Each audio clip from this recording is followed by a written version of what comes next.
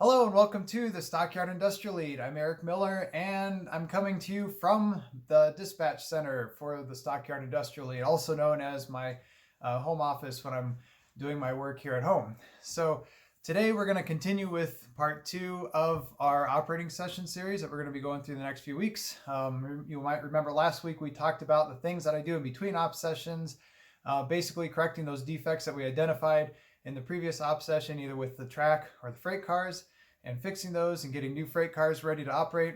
Now this time I'm going to talk to you about what I do right before the next operating session, the things that I go through. And I basically like to divide them into two parts. One is informing the crew about the layout, and the other one is getting the layout ready for the crew. And so since you're my crew for this virtual op session that I'm going to go through the next few weeks, I want to show you the information on the layout and basically show you how I present this to the crew. And then I'm also going to show you how I get the layout ready, basically how I stage the freight cars. All right, so let's get started.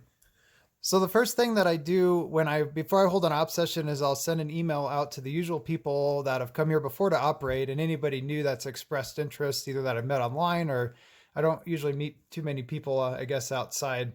So I'm not super involved in like local groups anymore. So I'll send out an email, say, hey, I'm going to have an op session at this date and time, who can make it? And then I'll usually take the first two that respond, because I only need a crew of two, which is an engineer and conductor. And then, maybe like a few days out before the op session, I'll send out an email and I'll say, especially if somebody's new, I'll say, hey, review this information on my layout. And so one of the resources that I use is my own website, which is stockyardlead.com. And it takes you here. And so I always keep this information updated. First of all is a link to my Facebook page, which I realize didn't do an update at all in the month of October. I try to update this a couple times a week with any projects or stuff that I've got going on. Secondly is the background information on the layout. So I have a welcome video and a layout tour, which is on this YouTube channel. And I usually update that every few months or so. I just updated it earlier this year. It should still be relevant so that people can actually see what the layout looks like. Next is a layout track plan. I just updated this week, and this basically shows what the layout looks like. In addition to on the website, I also have a printed version for folks to look at so that they can walk around and identify the key features while they're here. Okay, after that, we have a short history on the Stockyard Industrial Lead. I use this as a way to tell people about the model railroad concept because it's slightly fictional, and this also grounds it in reality so you can see what it's based on. And then I also have a map that shows how the Stockyard Industrial Lead fits within the Omaha area so that people can say, oh, okay, now I kind of know where this layout is at. Okay, and then after that, I have some operations documents, an employee timetable. Again, I keep printed copies of this. This is important for the conductor to always have on hand at all times. And then next up is the position description. There's only one position here on the Stockyard Industrial Lead, and that's the local. And it outlines the duties and responsibilities for the crew so that they know exactly what they want to do or what they need to do while they're operating. I feel this is good information so that the crew kind of knows what to expect when they get here. And then finally, I also provide a sample car forwarding document or switch list, which is also known as the JMRI work order. And so this is the one that I just created for this session. And so this is just an idea so the crew again knows kind of what they need to do when they get here. So that way when I get here and they're ready to operate, they know, okay, I kind of know what to do. I kind of know what position I want to do. And then I also have a link to my email so anybody can email me. So stockyardlead.com, that's the website. That's where you go. That's what I email my crew right beforehand and let them know to check it out so that they know what's going on. And when they get here, as I said, I have a crew of two, conductor, dispatcher. Then they know, and I just tell them, you can decide amongst yourselves or between yourselves what you want to do. And sometimes the crew there'll be a conductor for the whole session, an engineer for the whole session. Sometimes they'll switch halfway through. Sometimes if I have a new person, I'll have them be the engineer and then have the more veteran seasoned operator be the conductor since they know what's going on. Okay, so that's the information that I sent out beforehand. Now I'll get into the staging of the layout and also the information that I have here at the layout. Okay, so this is a quick look into my JMRI Ops program where I basically print the switch list, which decides which cars are going to be switched where at each op session. So this is just a scroll through my cars. This is where I added the new cars that I purchased that I was working on last time, and that I updated and fixed. And so then after that, I make sure I also had to make some changes into my locations, which is another one of these items here on the operations. So now that I'm done with that, I go back into the trains, and there, I've just got one train, the Stockyard local, that South Omaha terminal operates. Pretty simple. So after an op session is done, I click terminate, which I'm not terminating this yet because it hasn't been done yet. And then when I'm ready to go, I basically hit build, which I've already done, and then print here. So print my op. I'm not printing it today because I've already printed it. And then, so basically after it's printed, it looks like this. And so this is the same document that I just showed you on the website, but now it's in paper form for the crew to work through. So this is the clipboard that I handed the crew.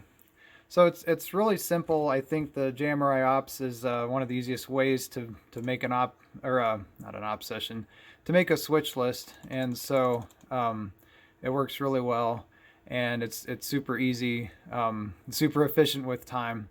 And so just wanted to show that to you. It's a pretty easy process. So now we'll get into staging the rest of the layout, and also I'll show you the rest of the stuff that I have here for the crew. So staging the layout for the next op session. This is really easy, especially with a small switching layout, and especially when if you haven't moved any of the cars from the previous layout, and you're just basically trusting JMRI to know where the cars have been moved. And then all I have to do basically is just come here to the South Omaha yard and swap out my cars for whatever the switch list is telling me with the cars here in the drawers. And so that's pretty simple. Now if it's been a few months and I've done my own kind of freelance switching, which I have, then I'll actually go through in each industry and make sure that it's got the appropriate number of cars as per what JMRI is telling me. But again, it's pretty easy. It doesn't take a ton of time. So that's that. So then basically I'll have the whole layout staged in just a matter of a few minutes. And then I should have my locomotives up and ready to go.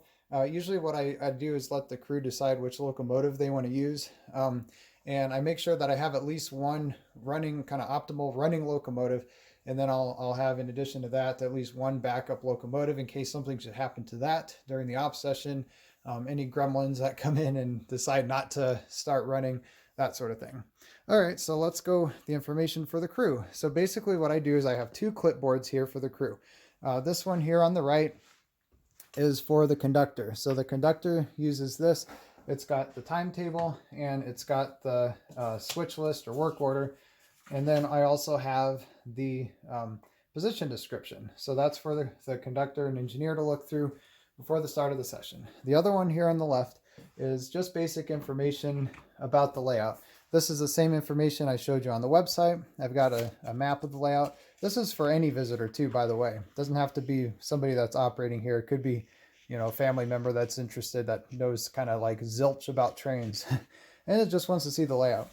And so again, history of the railroad, map of the, where the railroad is located in the vicinity, and another copy of the timetable.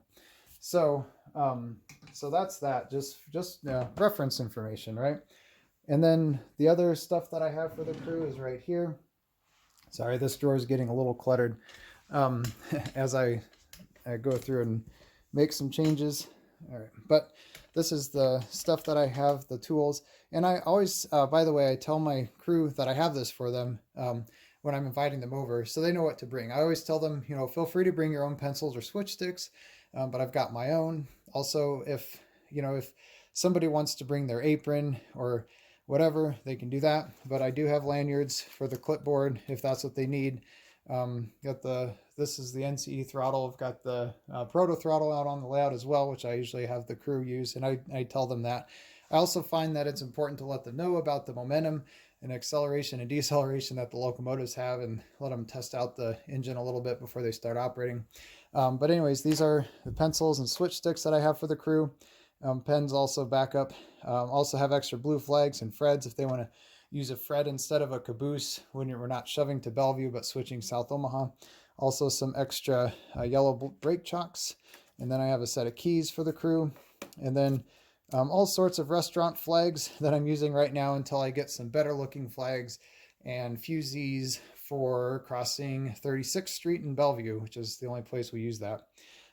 Just also some other information, napkins. I usually have some treats for the crew, so those what those extra napkins are for. Old timetables I need to throw out.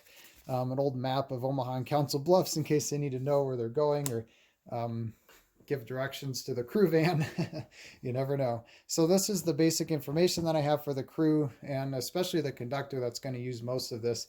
But I always find that it's important. So once I've got all this ready to go, and then like I said, some snacks for the crew, then that means we are ready to operate. So that's it for this video today.